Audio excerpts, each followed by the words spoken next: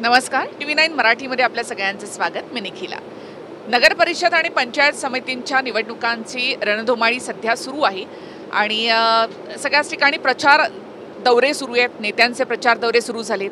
एक प्रकारे मिनी विधानसभा म्हणून याकडे पाहिलं जातं, कारण तळागाळामध्ये अगदी ग्राउंड लेवलला आपली मुळं किती घट्ट आहेत तर ही पाहण्याची एक लिटमस टेस्ट आहे सगळ्याच पक्षांसाठी. खरं तर सत्ताधारी आणि विरोधक अशी या सगळ्यामध्ये चढाओढ पाहायला मिळते.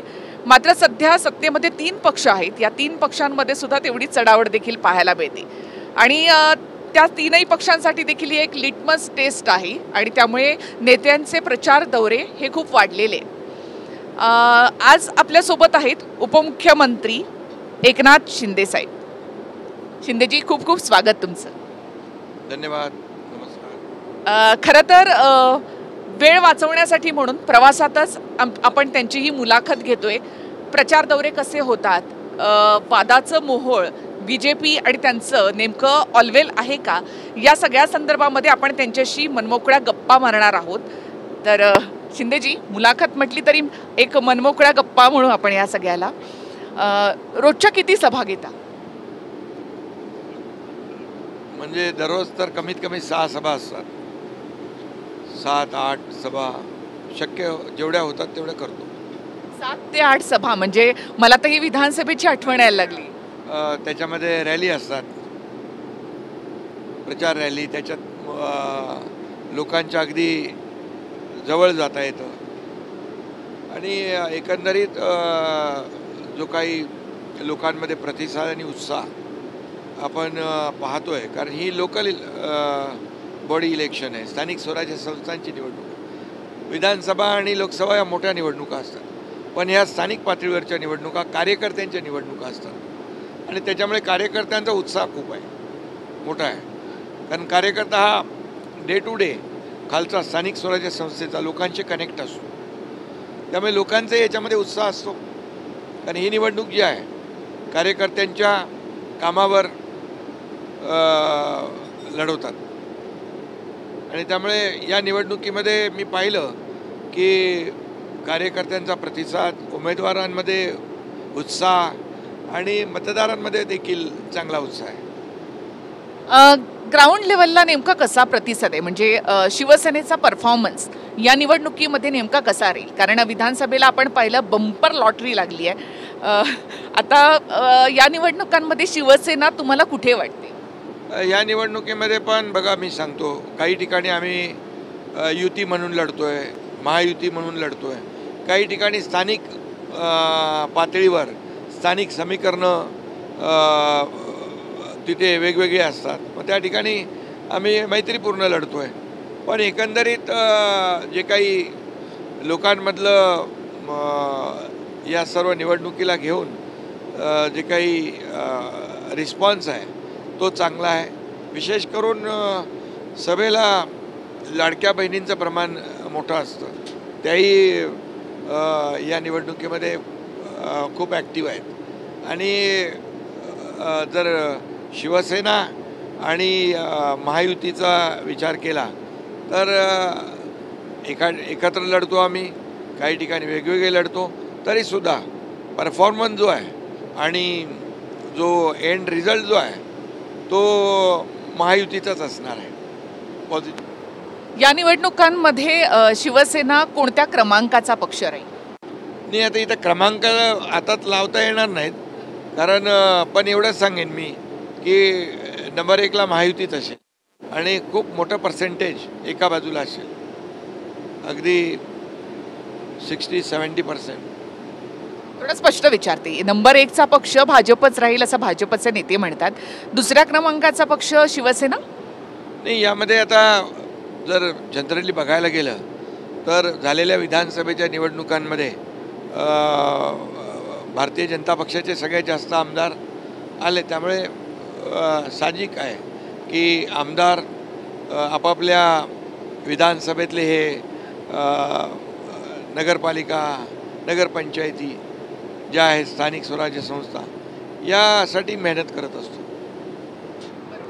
या निवडणुकांची गंमत असते म्हणजे महायुती म्हणून जरी महाराष्ट्रामध्ये एकत्र असली तरी कुठे भाजप विरुद्ध शिवसेना, कुठे शिंदे म्हणजे शिवसेना आणि ठाकरेंसोबत किंवा राष्ट्रवादीसोबत अशी सरळ मिसळ या सगळ्यामध्ये झालेली असते. प्रचारामध्ये अडचण नाही आहेत? अडथळे नक्की हा विषय आहेच. कारण काही ठिकाणी आम्ही एकत्र युती म्हणून लढतो आहे, काही ठिकाणी वेगवेगळे लढतो आहे. आणि मग त्यावेळेस शेवटी काय, आम्ही महायुती आणि मित्रपक्ष म्हणून एक प्रचार करताना एक पॉझिटिव्हिटी ठेवलेली आहे आणि डेव्हलपमेंटला आम्ही महत्त्व दिलेलं आहे, विकासाला. त्यामुळे बाकी या निवडणुकीमध्ये लोकांना बाकी काही विषय प्रचारामध्ये बोलण्यापेक्षा एक जे चांगलं केलेलं आणि चांगलं करणार असलेलं म्हणजे पॉझिटिव्ह आणि प्रॅक्टिकल आणि डेव्हलपमेंट, लोकांना विकास पाहिजे. तुम्ही स्वतः डेडिकेटेड कॉमन मॅन असं म्हणता, मग लोकांपर्यंत म्हणजे आता ग्रामीण भागामधले नेमके मुद्दे काय, म्हणजे तुम्ही कसा प्रचार करता तिकडे? आता आज तुम्ही 8 सभा घेतील, 6 सभा घेणार आहात, प्रत्येक ठिकाणी एक वेगळा मुद्दा असतो किंवा मग तिथले जे यूथ आहेत किंवा महिला आहेत, काय नेमका विचार करतात? नाही बघा, प्रत्येक ठिकाणचे विषय वेगळे आहेत.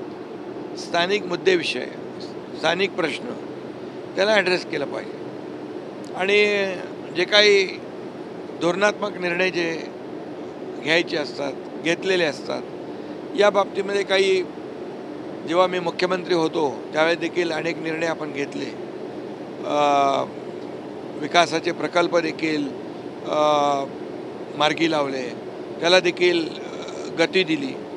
आणि काही आपण कल्याणकारी योजनाही केल्या, लाडकी बहीण सारख्या, शेतकरी सन्मान योजना असेल, एस टीमध्ये सवलत असेल, या ठिकाणी लेक लाडकी लखपती असेल, त्याचबरोबर मुलींचं उच्च शिक्षण मोफत असेल, या सगळ्या अनेक योजना आपण केल्या.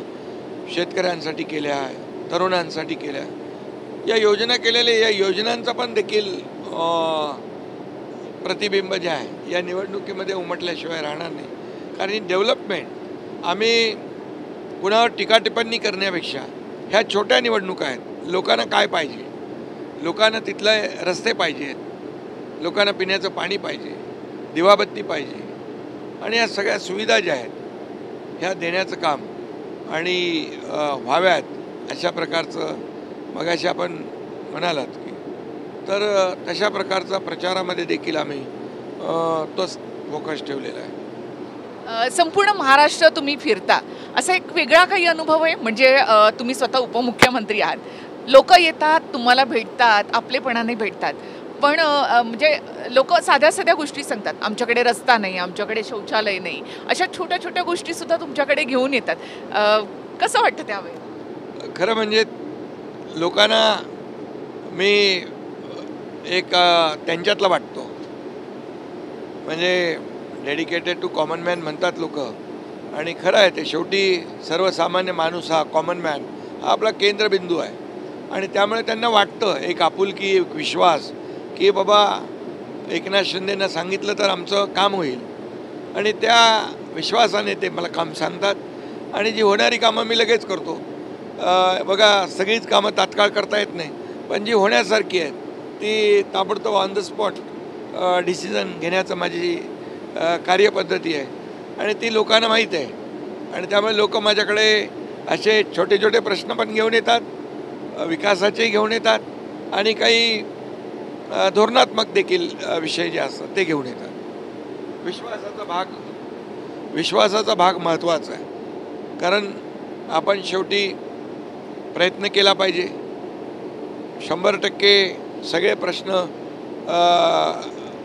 कोणी सोडवतो असं कोणी सांगू शकत नाही, परंतु प्रयत्न हे महत्त्वाचे आहेत. आणि प्रयत्न केले तर नक्कीच प्रयत्नांतून त्यांना न्याय मिळत असतो. ग्रामीण भागामध्ये आता या निवडणुकांच्या निमित्तानं जी काही समीकरणं जुळली आहेत तर त्याचा शिवसेनेला त्रास होतो? नाही बघा, याच्यामध्ये समीकरणं जी आहेत, मी मगाशी म्हटलं आपल्याला की काही ठिकाणी आम्ही एकत्र आहोत, काही ठिकाणी वेगवेगळे आहोत. पण आता शेवटी तिथले मुद्दे घेऊन बोलणं आणि विकासावर बोलणं हे आम्ही ठरवलेलं आहे. टीका टिप्पणी टाळणं, आणि लोकांनाही ते आवडत नाही टीका टिप्पणी. त्यामुळे आणि माझा स्वभाव तो नाही आहे.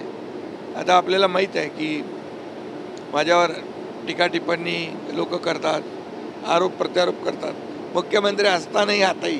पण मी त्याकडे जास्त लक्ष देत नाही. मी माझं कामावर फोकस करतो. सध्या लोकांच्या मनात आणखी एक मुद्दा आहे, तो म्हणजे महायुतीत सगळं ऑल वेल आहे का? बघा, आता मी प्रचार करतोय, देवेंद्रजी प्रचार करतायत, अजितदादा प्रचार करतायत. प्रचारामध्ये आम्ही आघाडीवर आहात. आणि म्हणून जिथं युती आहे, काल मी मनमाड नांदगावला गेलो होतो, तिथे शिवसेना भाजपची युती आहे.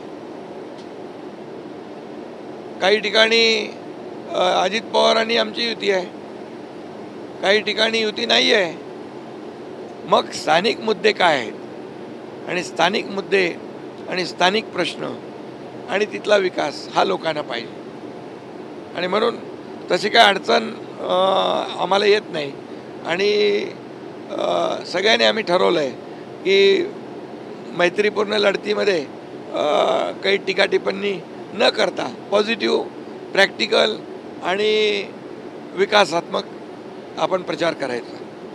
पण मग भाजपमध्ये सुरू असलेलं इन्कमिंग आणि फोडाफोडी, तर मग हे कसं साधता तुम्ही? म्हणजे तुम्हाला असं वाटत नाही की जास्तीत जास्त शिवसेनेचे पदाधिकारी किंवा नेते हे भाजप फोडते? नाही, त्याच्यावर चर्चा झाली, आमची बैठक झाली मुख्यमंत्र्यांच्या बरोबर. आणि मुख्यमंत्र्यांच्या सोबत चर्चा झाल्यानंतर काही ठिकाणची काही समीकरणं पाहता मुख्यमंत्र्यांनी देखील त्यांच्या पक्षातल्या पदाधिकाऱ्यांना, कार्यकर्त्यांना सांगितलं आहे की आपण मित्रपक्षाचे पदाधिकारी आणि कार्यकर्ते आपल्या पक्षामध्ये घेऊ नये. आणि मी देखील आमच्या लोकांना सांगितलेलं आहे की आपण युतीमध्ये आहोत, आणि युतीमध्ये असं काही मतभेद होतील असं काही करायचं नाही. आणि मी माझ्या कार्यकर्त्यांना देखील, मी जाहीरपणे देखील एका ठिकाणी सांगितलं आहे, प्रवेश जेव्हा काँग्रेसचे होते, काँग्रेसचे प्रवेश आणि इतर विरोधी पक्षातले काही लोकांचे प्रवेश होते, तर मी सांगितलं हे भाजपचं तर नाही ना बाबा. आणि मग मी सांगितलं मित्रपक्षाचे पदाधिकारी, कार्यकर्ते यांना आपण शिवसेनेमध्ये प्रवेश द्यायचा नाही. आणि त्यांनी देखील कार्यकर्त्यांना सांगितलं. तुम्ही मध्यंतरी दिल्लीमध्ये गेलात, तर हीच तक्रार घेऊन तुम्ही दिल्लीमध्ये गेलात असं लोक म्हणतात. तर मग अमित शहांबरोबर तुमचं काय बोलणं झालं? हे बघा, कसं मीडिया परसेप्शन आहे सगळं. आणि दिल्लीला जाणं म्हणजे काहीतरी तिकडे कोणाची तरी तक्रार करणं असा विषय नसतो. आणि माझा तर तक्रार करणारा स्वभाव नाही आहे. मी जेवढं पॉझिटिव्ह आणि प्रॅक्टिकल करता येईल तेवढं करत असतो. तेव्हा मला बिहारमध्ये शपथविधीसाठी NDAचा घटक पक्ष म्हणून मला बोलवलं होतं. आणि मी दिल्लीला गेलो, दिल्लीवरून बिहारला गेलो, आणि त्या बिहारच्या विजयाच्या शुभेच्छा देखील दिल्या. त्यामुळे प्रत्येक बैठकीमध्ये, आणि बाकी पण महाराष्ट्राच्या संदर्भात, आम्ही NDAचे घटक पक्ष आहोत. शिवसेना म्हणून NDAचा खूप जुना अलायन्स पार्टनर आहे. त्यामुळे NDAचे देखील काही विषय असतात, आणि स्थानिक पातळीवरचे विषय स्थानिक लेवलला देवेंद्रजीने, अजितदादा आम्ही सोडवत असतो. पण मग अमित शहानी असं सांगितलं का की स्थानिक लेवलचे प्रश्न तुम्ही तिथेच, राज्यातले प्रश्न तुम्ही तिथेच सोडवा, इथे आणू नका? त्या विषयच नाही घेतला मी, त्यामुळे तिथं हा विषयच घेतला नाही. मी त्यावेळेस देखील मीडियाशी बोललो होतो त्यावेळेस. पण मग ते परसेप्शन तुम्ही म्हणता तसं तयार होतं की अमित शहा हे स्थानिक म्हणजे प्रदेश भाजपच्याच पाठीशी आहेत, असं एक चित्र तयार झालं. असं ते मीडियाने केलं ना. पण जर विषय तो तक्रारीचा नसेल तर अमित शहा साहेब हे बोलण्याचा विषय येत नाही. त्याच्यावर तर मी बघितलं, प्रश्न आणि उत्तर. म्हणजे असं काही लोकांनी चालवलं की प्रश्न आणि उत्तर. आता दोघंच आम्ही होतो, एक तर ते सांगतील नाही तर मी सांगेन. नक्कीच, पण बातम्या कुठून तरी येतात ना, बातम्या अशा काही क्रिएट केल्या जात नाही, कुठून ना कुठून तरी ती येतं. खरं म्हणजे मी कधी जी वस्तुनिष्ठ असेल ते सांगतो आणि कुणाची दिशाभूल भूल होईल अशी कुठलीही बातमी आमच्याकडून तरी जात नाही. पण रवींद्र चव्हाणांनी केलेल्या फोडाफोडीमुळे शिवसेनेच्या मंत्र्यांमध्ये नाराजी होती. जे होतं ते आम्ही मनमोकळेपणाने आम्ही मुख्यमंत्र्यांच्या समोर बोललो आणि त्यांनी देखील सर्व सविस्तर ऐकून घेतलं आणि तेही म्हणाले की मी आमच्या पदाधिकाऱ्यांना अध्यक्षांना एकदम स्ट्रिक्टली इन्स्ट्रक्शन देईन की आपल्या युतीमध्ये कुठेही गालबोट लागता कामा नये, युती अभेद्य राहिली पाहिजे, मजबूत झाली पाहिजे. पण त्यानंतर सुद्धा म्हणजे तुमच्याकडनं तुम्ही पक्षप्रवेश थांबवली, कारण तसं नंतर ते दिसलं नाही. पण भाजपत थांबले नाही, भाजपत अजूनही सुरू आहेत आणि रवींद्र चव्हाण स्वतः असं म्हणाले की इन्कमिंग काही थांबणार नाही. नाही, मला वाटत नाही. पण जर असं असेल तर ते मला असं वाटत नाही, कारण मुख्यमंत्र्यांनी एकदा सांगितल्यानंतर मग ते दोन्ही पक्षांनी पथ्य पाळली पाहिजे. पण संभाजीनगरमध्ये आता 2 दिवसांपूर्वीच फुलंब्रीचे माजी नगराध्यक्ष तुमचे ते भाजपमध्ये गेले. संभाजीनगरमधल्या माजी मला वाटतं सिटिंग असलेल्या जिल्हा अध्यक्ष तुमच्या महिला जिल्हा अध्यक्ष त्यासुद्धा भाजपमध्ये आता गेलेले आहेत. रवींद्र चव्हाण स्वतः कल्याण डोंबिवलीमध्ये सगळं भूमिपूजन किंवा उद्घाटनाचे कार्यक्रम करतायत. उद्घाटन ठीक आहे ना, उद्घाटन कार्यक्रम ते आमदार आहेत त्या भागाचे. खासदार श्रीकांत शिंदे पण त्यांच्या लोकसभेमध्ये उद्घाटन असतील तर शेवटी जे काही प्रकल्प आहेत, रस्ते आहेत, हे लोकांना आपल्याला वेळेवर त्याचं काम झालंच पाहिजे. तो काय विषय वादाचा नाही आहे. पण मुख्यमंत्री असं म्हणाले की तुम्ही उल्हासनगरमधून सुरुवात केली त्यामुळे मग आम्ही इथे केलं तर का नाही चालत. झालं, तो विषय संपलेला आहे. आता त्याच्या विषयावर पडदा पडलेला आहे. आता इथून पुढे प्रत्येक पक्षाने पथ्य पाळणं ठरवलेलं आहे. आणखी एक मुद्दा यामध्ये होता की जे सिटिंग आमदार आहेत तुमचे तर जे तुमच्या विरोधामध्ये बोलतात त्या नेत्यांना भाजपने प्रवेश दिलाय. म्हणजे असं शिरसाटांच्या विरोधामध्ये आहेत, राजू शिंदे आले, वामन म्हात्रेंचा मुलगा सून या ठिकाणी आले, तिथे सत्तारांच्या विरोधामध्ये बनकर त्यांना भाजपनं घेतलेलं आहे. मग ही अशी अस्वस्थता नाही का, किंवा मग या सगळ्यावर नेमकं तुम्हाला काय वाटतं? नाही, हे सगळे विषय मुख्यमंत्र्यांनी सांगितल्याप्रमाणे झाले पाहिजे अशी आमची अपेक्षा आहे. बस. मुंबई महानगरपालिकेचा विषय आहे. मुंबई महानगरपालिकेमध्ये भाजपचा सर्वे की ते 100 जागा जिंकणार आहेत. भाजप 100 जागा जिंकणार असेल तर निदान त्यांना 150 जागा तर लढवाव्या लागतील. मग कसं? अजून निवडणुका जाहीर झालेल्या नाहीत, त्यामुळे जागा वाटपांचा अजून काही चर्चा नाही.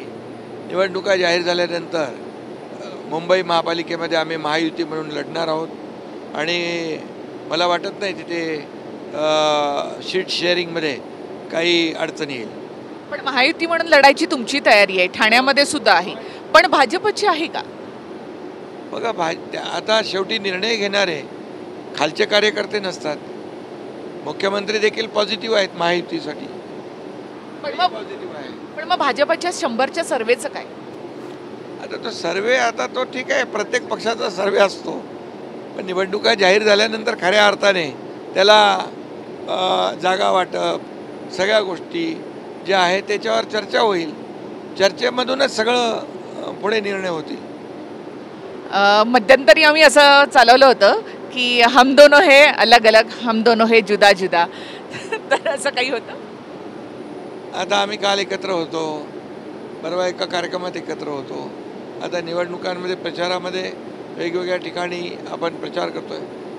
हे सगळं जे आहे ना, हे शेवटी आमची महायुती जी झालेली आहे ही अजेंडाच आमचा डेव्हलपमेंटचा, विकासाचा आहे. या महाराष्ट्राला प्रगतीपथाकडे घेऊन जाण्याचा आहे आणि आमचं डबल इंजिन सरकार आदरणीय प्रधानमंत्री मोदीजी खास करून या महाराष्ट्राला भरभरून योगदान देत आहेत, मदत करत आहेत आणि त्यामुळे महाराष्ट्राचा विकास हाच आमचा ध्यास आहे. बस 25 वर्ष मुंबई महानगरपालिका तुमच्याच ताब्यामध्ये होती, बरेचसे माजी नगरसेवक तुमच्याकडे आहेत. यावेळेला काय वाटतं तुम्हाला? मुंबईमध्ये महायुतीची सत्ता येईल, महायुतीचा महापौर होईल. कारण जवळपास आता एक्झिस्टिंग जे सिटिंग नगरसेवक 70 जे 2017 ते 22 मधले माझ्याकडे शिवसेना पक्षात आले आणि 2012पासून काही लोक होते, असे जवळपास 125 लोक शिवसेनेमध्ये मुंबईतले गेल्या 10 दशकामध्ये गेल्या 10 वर्षामध्ये असलेले शिवसेनेमध्ये आले आणि त्यामुळे भाजपची आणि शिवसेना आणि भाजप अजितदादाही आहेत, महायुती म्हणून पूर्णपणे महायुतीचा महापौर होईल याच्यामध्ये काही शंका बाळगण्याचं कारण नाही. मी एवढंच सांगतो की यापूर्वी 15-20 वर्षामध्ये ज्या पद्धतीने मुंबईचा विकास व्हायला पाहिजे होता, दुर्दैवाने तो झाला नाही. आणि मी मुख्यमंत्री झाल्यानंतर मुंबईतले सर्व रस्ते जे डांबरी न ठेवता सगळ्यांचं कॉन्क्रिटीकरण झालं पाहिजे आणि खड्डेमुक्त मुंबई झाली पाहिजे यासाठी पहिलं पाऊल आम्ही टाकलं आणि त्यांचे 2 टप्पे सुरू आहेत आणि पुढच्या 1-1.5 वर्षामध्ये तुम्हाला काम झालेलं दिसेल. सिवरेज ट्रीटमेंट प्लॅन्ट नव्हते STP, गेले इतके वर्ष ते 7 STPची कामं आम्ही सुरू केली. या ठिकाणी मुंबईमध्ये मेट्रोची कामं थांबली होती, कारशेडची कामं थांबली होती, त्याला आम्ही गती दिली आणि त्यामुळे मोठ्या प्रमाणावर इन्फ्रास्ट्रक्चरची कामं मुंबईमध्ये, आरोग्य सुविधामध्ये आम्ही इन्फ्राची कामं मोठ्या प्रमाणावर आहेत, मेट्रोची कामं सगळीकडे सुरू आहेत. हे नेटवर्क जे आहे ते वाढतं आहे आणि रस्त्यांची कामं होतील, सुशोभीकरणाची कामं होतील, STPची कामं होतील आणि त्यामुळे मोठ्या प्रमाणावर. आणि आता कोस्टल झाला आहे, अटल सेतू झाला आहे, बँड्रा वर्सोवा आता तो हे होतो आहे, वेस्टर्नची ट्रॅफिक कमी होईल, ईस्टर्नला आपण इथून फ्रीवेमधून डायरेक्ट फाउंटनपर्यंत एलिव्हेटेड रोड घेऊन जातो आहे. त्याचबरोबर ठाणे मुंबई जे गोरेगाव लिंक रोड आहे तो टनेल करतो आहे, ठाणे बोरिवली टनेल करतो आहे. त्यामुळे मोठ्या प्रमाणावर हे सगळी जी काही इन्फ्रास्ट्रक्चरची कामं आहेत त्यामुळे वाहतूक कोंडी दूर होईल आणि मोठ्या प्रमाणावर लोकांचा वेळही वाचेल. आणि म्हणून मेट्रोच्या माध्यमातून मेट्रो 3 आपण पाहिलं तर लाखो प्रवासी त्याचा प्रवास करत आहेत मेट्रोमधून. आणि त्यामुळे जे काही काम होतं आहे ते या आमच्या महायुतीच्या काळामध्ये गेले अनेक वर्ष झालं नाही, ते आम्ही केलं आणि करतो आहे. त्यामुळे मुंबईकर सुज्ञ आहे की काम करणाऱ्याच्या पाठीशी उभा राहील. सगळ्यात महत्त्वाचं म्हणजे आम्ही SRA जे क्लस्टर केलं, म्हाडा आणि SRAचं जे रखडलेले प्रकल्प आहेत, जसं रमाबाई आंबेडकर 17,000 झोपड्यांचा प्रकल्प तो आम्ही JVमध्ये मार्गी लावतो. SRA आणि MMRDA आम्ही ज्या गव्हर्मेंट प्राधिकरणं आहेत, MMRD आहे, सिडको आहे, MIDC आहे, MSRDC, BMC या सगळ्यांना घेऊन JVमध्ये हे रखडलेले प्रकल्पही करतो. त्यामुळे जे स्वप्न बाळासाहेबांचं होतं 40 लाख लोकांना घरं देण्याचं, त्याची सुरुवात झालेली आहे. आणि जे मुंबईकर मुंबईच्या बाहेर फेकले गेलेले आहेत, इकडे वसई विरार नालासोपारा, इकडे बदलापूर अंबरनाथ वांगणीपर्यंत, त्यांना पुन्हा मुंबईमध्ये आम्ही आणणार आहोत. आणि यासाठी या प्रकल्पांना देखील क्लस्टरच्या माध्यमातून आम्ही चालना देतो आहे. क्लस्टर म्हणजे काय? 3-4 स्लम एकत्र करून, मोठा एरिया एकत्र करून त्यामध्ये 20, 25, 50 एकर चे क्लस्टर आहेत. म्हणजे तिथे आपल्याला ॲम्युनिटी देता येतील, तिथे उद्यानं गार्डन होईल, मुलांना खेळायला मैदान होईल, आरोग्य सुविधा होईल, शाळा होतील, असं आमचं एक क्लस्टर आहे. आणि त्यामुळे लोकांना जी इतक्या वर्षापासून प्रलंबित असलेले जे काही प्रकल्प आहेत त्याला चालना देण्याचं काम, घराचं स्वप्न प्रत्येकाचं असतं आणि म्हणून या माध्यमातून घरं देण्याचं काम गृहनिर्माण विभागाच्या माध्यमातून आम्ही करणार आहोत आणि त्यामुळे देखील लोकांचा जिव्हाळ्याचा प्रश्न, जसं BDD चाळीचा, असे अनेक प्रश्न आम्ही सोडवतो आहे. त्यामुळे नक्की मुंबईकर काम करणाऱ्याच्याच मागे उभा राहील. यामध्ये आणखी एक जिव्हाळ्याचा प्रश्न म्हणजे ठाकरे बंधू आता एकत्र आलेले आहेत, तर याचा फटका बसेल असं नाही का वाटत? बघा,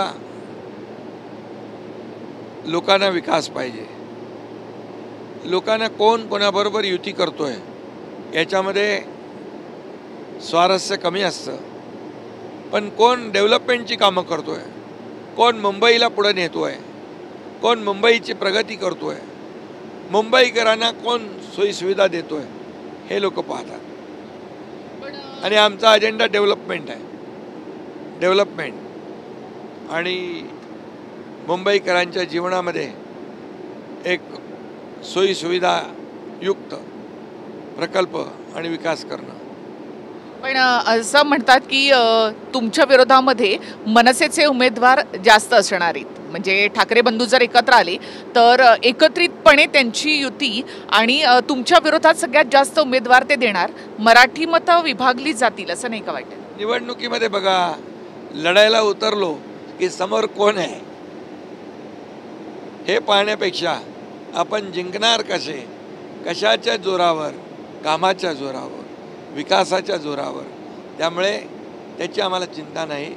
लोकांना काम पाहिजे, काम करणारे लोक पाहिजेत, विकास करणारे लोक पाहिजेत आणि अगदी कमी काळात मुंबईमध्ये जे आम्ही केलं आहे ते लोकांच्या समोर आहे.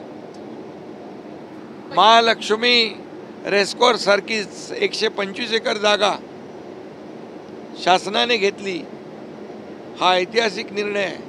आता 125 एकर जागा आणि कोस्टलचा जवळपास 150-200 एकर असा मोठा लांबलचक पट्टा हा आम्ही अंडरपासनी जोडणार आहोत आणि वर्ल्ड क्लास सेंट्रल पार्क तिथे होईल. मोठा ऑक्सिजन पार्क, लोकांना या धकाधकीच्या आयुष्यामध्ये, जीवनामध्ये विरंगुळा म्हणून मोठं एक सेंट्रल पार्क मिळेल, हे आम्ही केलं आहे. शेवटी लोक सुज्ञ आहेत. म्हणजे ठाकरे बंधू एकत्र आले तरी फारसा काही फरक पडणार नाही असं वाटतं? महायुतीचा महापौर बसेल. महायुतीचा महापौर, मात्र शिवसेनेचा महापौर? इतकी वर्ष तुमचा महापौर त्या ठिकाणी होता. महायुतीमध्ये सगळे आले, त्यामुळे निवडणुका घोषित होऊ द्या, मग सगळ्या गोष्टी आणखी. तुम्ही महायुती म्हणून म्हणता, पण भाजपमध्ये 100% भाजप किंवा महापौर आमचा अशा प्रकारची वक्तव्य येतात. स्वतः मुख्यमंत्री महोदयांनी सांगितलं की महायुतीचाच महापौर होणार. माझ्या बाजूला बसले होते. म्हणजे मग सगळ्या ठिकाणी महायुती म्हणूनच लढणार महापालिका? माझी इच्छा महायुती म्हणून लढणं आहे, त्यांची इच्छा महायुती म्हणून लढणं आहे. पण मग तुम्ही जे पालघरमध्ये वक्तव्य केलं की हा अहंकार मोडून काढायचा आहे, किंवा सांगोल्यामध्ये तुम्ही शहाजी बापूंसाठी म्हणालात की मित्रांनीच विश्वासघात केला किंवा मित्रांनीच दगा दिला. हे खरं म्हणजे पालघरचा विषय जो आहे, अहंकार आणि रावणाची लंका, मी त्या दिवशी पहिल्यांदा बोललो नव्हतो, यापूर्वी देखील बोललो होतो की अहंकार माणसाला किती असावा, किती द्वेष असावा, किती मत्सर असावा आणि किती राग असावा आणि किती गर्व असावा. हे मी कोणासाठी बोललो आहे हे जग जाहीर आहे. कारण मी जेव्हापासून मुख्यमंत्री झालो तेव्हापासून ते काही आरोप प्रत्यारोप, मळमळ जळजळ हे सुरूच होती आणि म्हणून कुठंतरी विचार करावा. आणि म्हणून त्या दिवशी जी काही, आणि हे सगळं जे आहे, मी मुख्यमंत्री झालेला अजून कोणाला काय म्हणतो त्याला पचतच नाही. त्यामुळे जी वस्तुस्थिती आहे ती वस्तुस्थिती आहे. पण आता ठाकरेंना तुम्ही बऱ्यापैकी शह दिलेला आहे, मात्र आता तुमची लढाई भाजप बरोबर आहे असं नाही वाटत? नाही, बिलकुल. भाजप आमचा मित्रपक्ष आहे. काही छोट्या छोट्या नगरपालिकांमध्ये समीकरणाच्या तिथल्या परिस्थितीनुसार कार्यकर्त्यांच्या भावना असतात, परंतु आम्ही NDAमध्ये शिवसेना 3ऱ्या नंबरचा पक्ष आहे आणि प्रधानमंत्री मोदीजींच्या सोबत युती म्हणून NDAमध्ये आम्ही काम करतो आहे, महाराष्ट्रामध्ये महायुती म्हणून काम करतो आहे. त्यामुळे ह्या छोट्या छोट्या गोष्टी ज्या आहेत, पण त्याच्यामुळे महायुतीवर कुठलाही परिणाम, NDAवर कुठलाही परिणाम होणार नाही. आम्ही NDAचे नेते, देशाचे प्रधानमंत्री नरेंद्र मोदीजी ज्या पद्धतीने या देशाचा विकास करतायत, या देशाला आर्थिक महासत्तेकडे नेत आहेत, पाकिस्तानच्याबद्दल असलेली भूमिका रोकटोक मांडतायत, लष्कराच्या मागे खंबीरपणे उभे राहतात, हे जे काही त्यांचं काम आहे, हे काम NDA म्हणून आम्हाला देखील अभिमानास्पद आहे. कार्यकर्त्यांचं ठीक आहे, मग मंत्री का नाराज होते? त्यांनी का कॅबिनेटवर बहिष्कार टाकला? नाही, झाला ना तो विषय. आता तो विषय झाला, तो विषय संपला, त्याच्यावर पडदा पडला, त्याच्यातून चर्चा झाली, निर्णय झाला. म्हणजे मंत्र्यांमध्ये आता कोणती नाराजी नाही? हे नाराजी असेल तर ते त्या दिवशी जे काही विषय होते त्या दिवशी चर्चेतून ते सुटले. आणि जेव्हा कधी असे प्रश्न आणि प्रसंग येतील, मुख्यमंत्री महोदयाची आम्ही बोलायला आम्हाला मोकळी आहे, त्यामुळे काय प्रॉब्लेम आहे. ते माझे मंत्री माझ्याशी बोलतात, मुख्यमंत्र्यांशी बोलतात. असं नाही का वाटत की ठाण्यामध्ये तुम्हाला अडकवून ठेवून किंवा म्हणजे मुंबईतली बार्गेनिंग पॉवर कमी करण्याचा हा सगळा प्रयत्न आहे, असं नाही वाटत? आता एकनाथ शिंदे आहे, त्यांनी गेले अनेक वर्ष निवडणुका लढवल्यात पण, आणि निवडणुकांमध्ये लोकांना निवडून पण आणलेलं आहे. त्यामुळे असं काही कोणी कोणाला विचार केला तरी कोणी कोणाला अडकवून ठेवण्यात, हे सगळं जे आहे हे तुमचं सगळं मीडिया चालवत असते. पण तसं काही नाही असं म्हणायचं? तसं काय होत नाही, सगळे मिळून एकत्र आहात. सगळे देवेंद्रजींशी कसा संवाद? बोलतो आम्ही नेहमी, काही विषय असले की चर्चा होते. शेवटी सरकारमध्ये आम्ही आहोत, सरकार चालवतोय. मी मुख्यमंत्री होतो तेव्हा देखील आमची टीम होती, आता ते मुख्यमंत्री आहेत, आमची टीम आहे. शेवटी चर्चेशिवाय सरकार कसं चालू शकेल? त्यामुळे आम्ही चर्चेतूनच मार्ग आणि निर्णय घेत असतो. आता तुम्ही आमचं परसेप्शन म्हणाल, पण तिथे फडणवीस आणि दादा एकदम छान गुळपीट जमलेलं दिसतं, म्हणजे स्क्रीनवर तरी आम्हाला तसं दिसतं. काय तुम्हाला अजितदादा आणि मुख्यमंत्री जेव्हा एकत्र असतात तेव्हा दिसतं. जेव्हा अजितदादा दुसऱ्या कार्यक्रमात असतात, एकनाथ शिंदे आणि देवेंद्रजी एका कार्यक्रमात एकत्र असतात, हे तुम्ही पाहत नाही. आता संवाद आम्हाला कसा दिसेल स्क्रीनवर? बघा, काम असेल तेव्हाच बोलायचं का उगाच आपलं? म्हणजे विषय असेल तर आम्ही चर्चा करतोच ना. शेवटी आम्ही सरकारचे भाग आहोत, सरकार चालवताना चर्चा करावीच लागते. काही तसा विषय नाही आहे. विरोधक जसं म्हणतात की तुम्हाला मग सारखं दिल्लीत का जावं लागतं? जेव्हा असतो कार्यक्रमाला तेव्हा तुम्ही दाखवत नाही, ते सांगत नाही. पण म्हणजे तुम्ही सारखं दिल्लीत का जाता? विरोधक म्हणतात. विरोधकांना विरोधक दिल्लीमध्ये जातात तेव्हा आम्ही कधी त्यांना विचारत नाही. आम्ही तर कामासाठी जातो, गृहमंत्र्यांना भेटतो, अनेक जे संबंधित मंत्री आहेत त्यांना भेटतो, कधी आदरणीय प्रधानमंत्री महोदयांना भेटतो, या महाराष्ट्राच्या विकासासाठी. आणि एकनाथ शिंदे दिल्लीत काय गावी गेला तरी अस्वस्थ होतात सगळे. त्यामुळे ही अस्वस्थता त्यांची 3 वर्षापासूनची सुरू आहे.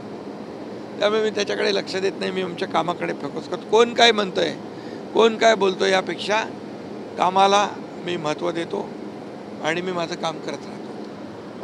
शिवसेना पक्ष आणि चिन्ह या संदर्भातली सुनावणी आता पुन्हा एकदा होणार आहे, तर मग काय वाटतं त्याविषयी तुम्हाला? शेवटी बघा, निवडणूक आयोगाने आम्हाला चिन्ह दिलं आहे, शिवसेना दिले. लोकशाहीमध्ये बहुमताला महत्त्व असतं आणि लेजिस्लेचर आणि ऑर्गनायझेशन या सगळ्या ज्या काही बाबी आहेत, मिळालेली लोकसभेतली मतं, मिळालेली विधानसभेतली मतं, आमच्याकडे असलेले आमदार, आमच्याकडे असलेले लोकप्रतिनिधी, या सगळं जे पाहिलं तर लोकशाहीमध्ये मेजॉरिटीला महत्त्व असतं. आणि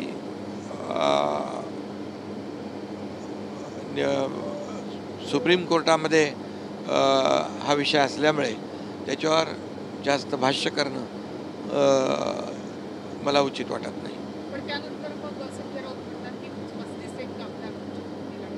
कोण म्हणालं? संजय राऊत म्हणत होते की 30 ते 35 आमदार पुरतील. बिचारे त्यांचा ट्रीटमेंट चालू आहे, उपचार चालू आहे. त्यांना मी शुभेच्छा पण दिलेल्या आहेत. बरे व्हा लवकर. रोजचे प्रचाराचे बरेचसे मुद्दे असतात. स्थानिक लेवलला असे काय प्रचाराचे मुद्दे घेऊन जाता किंवा आता ज्या निवडणुकांमध्ये आहात तुम्ही कोणते मुद्दे घेऊन त्यांच्यापर्यंत जाताय? स्थानिक पातळीवरचे मुद्दे, स्थानिक प्रश्न, स्थानिक सोयीसुविधा, रस्ते, दिवाबत्ती, पाणी, भुयारी गटार योजना, तिथे उद्यानं, जे जे काही आवश्यक आहे ते मुद्दे आम्ही घेतो. आणि त्याचबरोबर मुख्यमंत्री माझी लाडकी बहीण योजना, लेक लाडकी लखपती, शेतकरी सन्मान योजना, शेतकरी देखील त्यांच्या जरी नगरपालिकेच्या निवडणुका असल्या तरी ते बाजूला त्यांचे ग्रामीण भाग येतोच. त्यामुळे हे सगळे जे मुद्दे आहेत, केलेली जी कामं आम्ही सरकारने, शासनाने घेतलेले निर्णय आणि स्थानिक पातळीवर असलेले प्रश्न, यावरच फोकस आम्ही केला आहे. आणि विशेष करून त्या भागातले प्रश्न सोडवणे आणि त्या भागातला विकास करणे. शेवटी सोयीसुविधा त्यांना मिळाल्या पाहिजे, म्हणूनच ते नगरपालिका आणि नगरपरिषदेमध्ये आलेले आहेत. याला आम्ही फोकस केला आहे. आणि नगर विकास विभागाच्या माध्यमातून अनेक कामं आपण त्या भागामध्ये केलेली मी गेल्यानंतर निधी दिलेला मला लोक सांगतात. मुख्यमंत्री असताना जी काही निधीची कामं झाली, विकासाची कामं झाली, आता उर्वरित कामं आहेत, त्यांची अपेक्षा आहे उर्वरित कामं देखील आम्हाला आमची झाली पाहिजेत. आणि मग त्याच्यावर आम्ही पॉझिटिव्हली प्रचार करतो. आणि शेवटी विकासाचा मुद्दा घेऊनच आम्ही ही निवडणूक लढवतो आहे. मुख्यमंत्री असताना आणि आता उपमुख्यमंत्री झाल्यानंतर एकनाथ शिंदे काही बदललेत किंवा तोच लोकांपर्यंत पोहोचण्याचे जे मुद्दे आहेत की तुम्ही लोकांपर्यंत पटकन पोहोचता कुठल्याही गोष्टी म्हणजे आम्ही पहलगाममध्ये पाहिलं किंवा इतरही सगळ्या मुद्द्यांमध्ये तुम्ही पहिले आधी तिकडे पोहोचता? मी मुख्यमंत्री होतो तेव्हाही आताही लोकांमध्ये पोहोचतो मी. कारण शेवटी आपण पोहोचलो की यंत्रणा गतिमान होते आणि लोकांना त्याचा फायदा होतो. आणि त्यामुळे ही माझी पहिल्यापासून कार्यपद्धती आहे. संकट तिथे एकनाथ शिंदे, आपत्ती तिथे एकनाथ शिंदे, आणि लोकांना ते पाहिजे. आणि म्हणून आजही माझी पद्धती तीच आहे.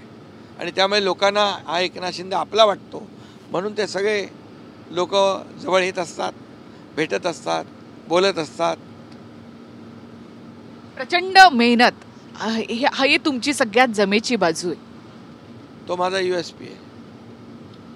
प्रचंड मेहनत करणे, कष्ट करणे आणि जागेवरच प्रश्नांची तड लावणे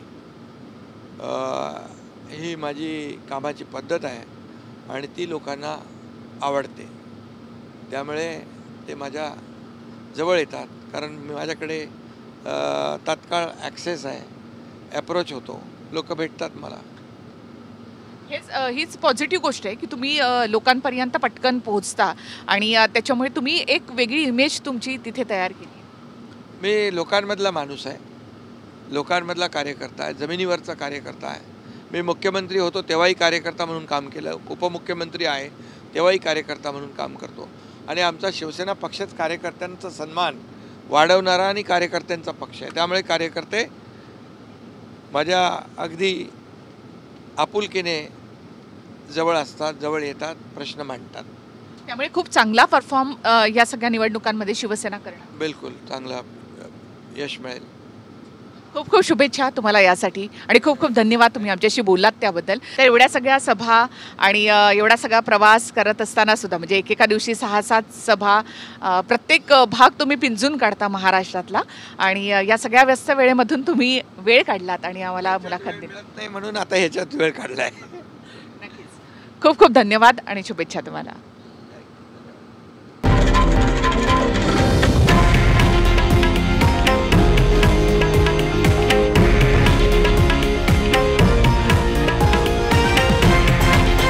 हे आहे देशातील नंबर 1 न्यूज नेटवर्क आणि आपण पाहत आहात TV9 मराठी, एकमेव.